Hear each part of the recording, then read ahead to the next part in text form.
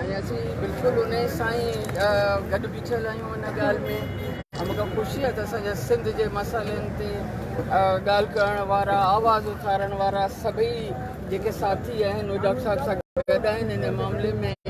असीं बि गॾु आहियूं ऐं हीउ उहो मसइलो आहे जेको ज़ाहिर आहे त असांखे डपु आहे ऐं असांजा कंसर्न्स इहे ई आहिनि त सिंधी क़ौम खे जेको आहे सो अक़लियत में बदिलायो वेंदो ऐं इन तरह सां असांजा कई हक़ मारिजी वेंदा हलिया।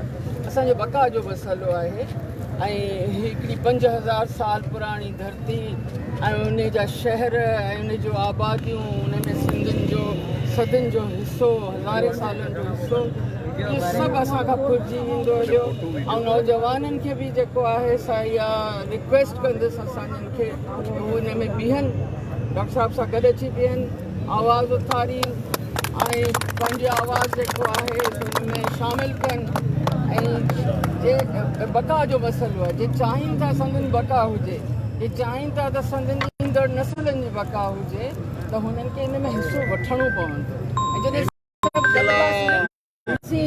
तॾहिं ई नामुमकिन ॻाल्हियूं जेके असांजा हक़ पिया फुरिजनि, जेको कुझु असां सां थिए पियो उन लाइ सिंध जी हुकूमत बि मजबूर थींदी असांजे ॻाल्हि ॿुधण जे लाइ, ऐं वफ़ाक़ बि ओतिरो ई मजबूर थींदो, एस्टेब्लिशमेंट बि हुन में मजबूर थींदी।